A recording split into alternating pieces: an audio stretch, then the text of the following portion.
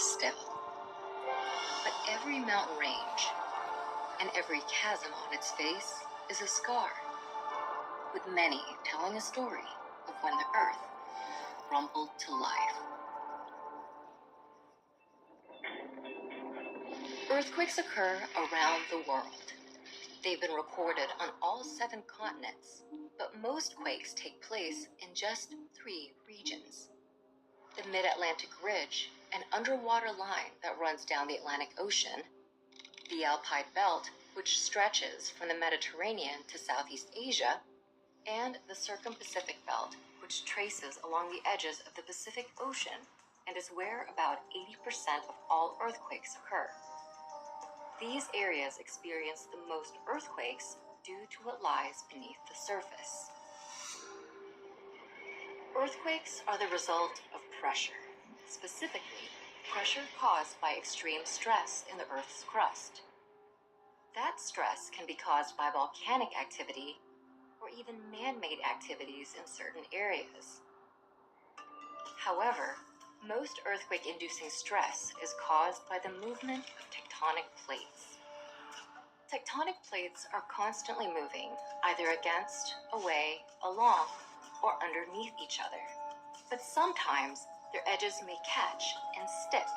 The plates, however, continue to move, or at least attempt to.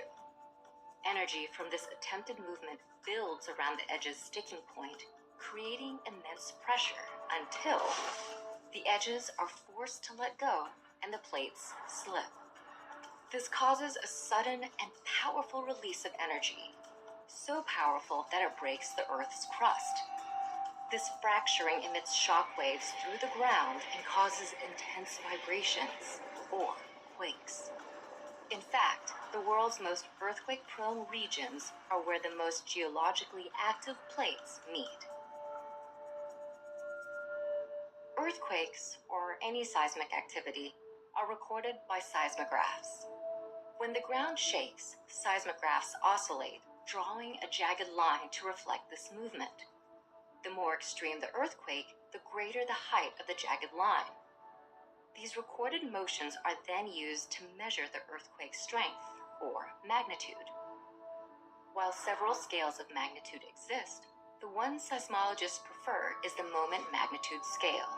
It has no upper limit, and it measures earthquakes logarithmically. This means that each magnitude on its scale is 10 times greater than the one before it. Unlike the now rarely used Richter scale, the moment magnitude scale can be applied globally and can measure quakes of the highest magnitudes. The largest recorded earthquake occurred near Valdivia, Chile in 1960.